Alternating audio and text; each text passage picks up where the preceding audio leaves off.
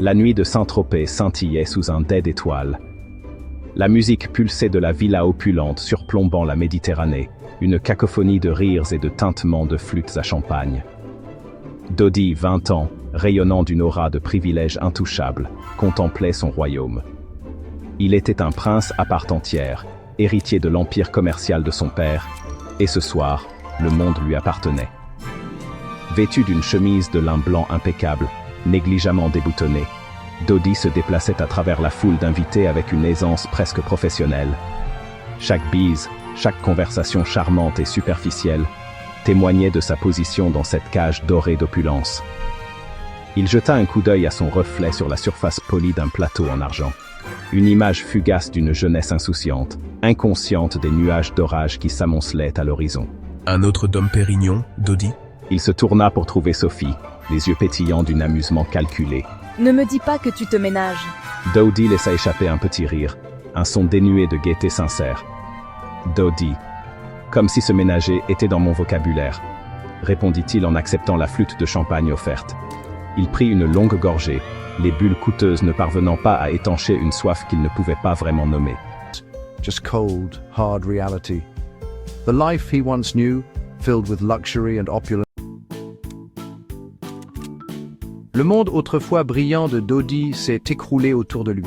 Des huissiers de justice, le visage sévère et inflexible, ont vidé son luxueux manoir. Meubles, tableaux, même les vêtements qu'il portait, tout lui a été pris. Dodi regardait, engourdi, sa fortune disparaître. Ses amis, autrefois nombreux et empressés, étaient introuvables. J'étais seul, à la dérive dans un océan de désespoir. Les murmures ont commencé comme des serpents venimeux rampant à travers la ville. Dodi a tout perdu, sifflait-il. Fini, ruiné. Il est devenu un fantôme, hantant les périphéries de la ville. Son nom une mise en garde chuchotée à voix basse. Le poids de sa chute était suffocant, le poussant toujours plus loin dans l'abîme.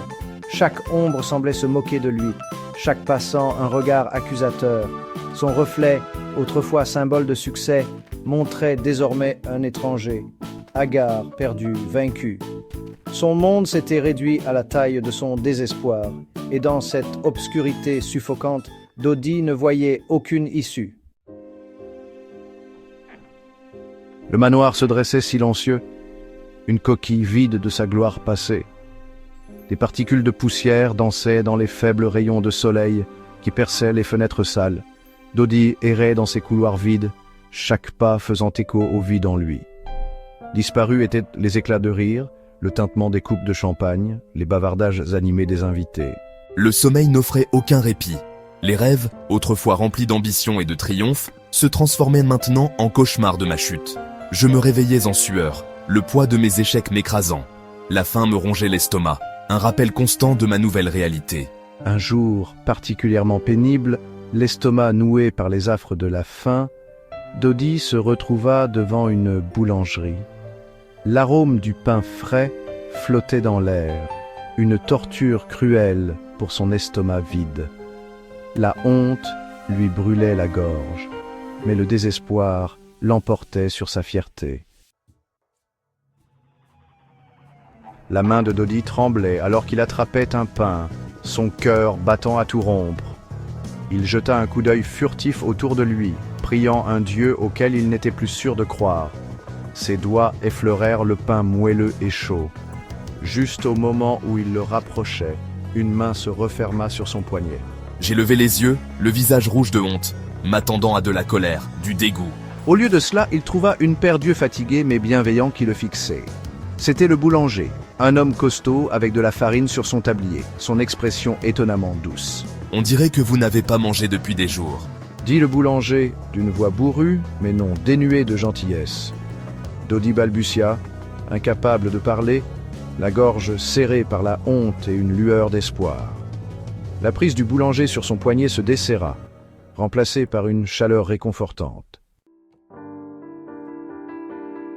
Le boulanger conduisit Dodi à l'intérieur, l'arôme du pain chaud l'enveloppant comme une douce étreinte. On lui offrit une chaise et une assiette remplie de pain et de soupe. Chaque bouchée était une révélation, un rappel des plaisirs simples qu'il avait tenus pour acquis. Pendant qu'il mangeait, le boulanger, qui s'appelait Omar, écoutait patiemment le récit de ses malheurs. Vous pouvez travailler ici, gagner votre vie. C'est un travail honnête. Omar ne jugeait pas, n'offrait pas de vaines paroles. Il écoutait avec une compréhension silencieuse que seule une personne, ayant connu sa part de difficultés, pouvait posséder. Lorsque Dodi termina son histoire, la voix rauque d'émotion, Omar lui fit une proposition. Dodi le regarda, surpris. Pour la première fois depuis sa chute, une lueur d'espoir vacilla en lui. Le travail était dur, inhabituel. Les mains douces de Dodi, autrefois habituées à signer des contrats et à tenir des coupes de champagne, étaient maintenant rugueuses et calleuses, à force de pétrir la pâte et de frotter les sols. Pourtant, il y avait une étrange satisfaction dans le côté physique du travail, un sens du devoir qu'il n'avait pas ressenti depuis longtemps. Il se réveillait chaque matin avec des muscles endoloris, mais un esprit clair. Le rythme du travail, l'odeur de levure et de farine devinrent sa nouvelle normalité. Il apprit à trouver de la joie dans les choses les plus simples, un mot gentil d'un client, la satisfaction d'un pain parfaitement cuit, la camaraderie de ses collègues boulangers. Les murmures dans la ville continuaient, mais ils n'avaient plus le même pouvoir sur lui. Il n'était plus défini par ses erreurs passées, mais par ses actions présentes. Il gagnait sa rédemption, un pain à la fois. Un soir, alors que Dodi fermait la boulangerie, Omar s'approcha de lui avec un petit livre relié de cuir à la main. Ses pages étaient usées. Le titre, à peine visible, l'histoire de la philosophie. Dodi regarda Omar, la confusion assombrissant ses traits. Je voulais te donner ça. Crois toujours en l'apprentissage, mon ami. Ça peut te sortir des moments les plus sombres et te montrer le chemin à suivre. Dodi prit le livre, ses doigts caressant le cuir usé. Il ressentit une vague de gratitude pour cet homme qui lui avait témoigné de la gentillesse alors qu'il le méritait le moins, qui lui avait offert une seconde chance alors que le monde lui avait tourné le dos.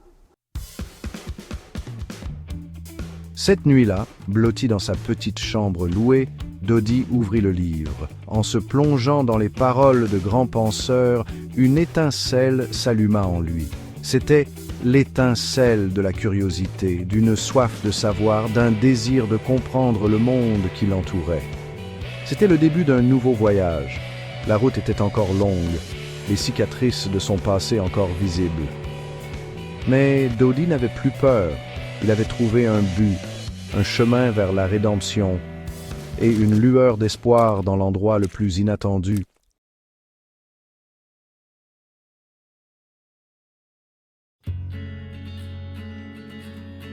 L'air du petit bureau de Montmartre était chargé d'ambition et imprégné de l'odeur du café tiède.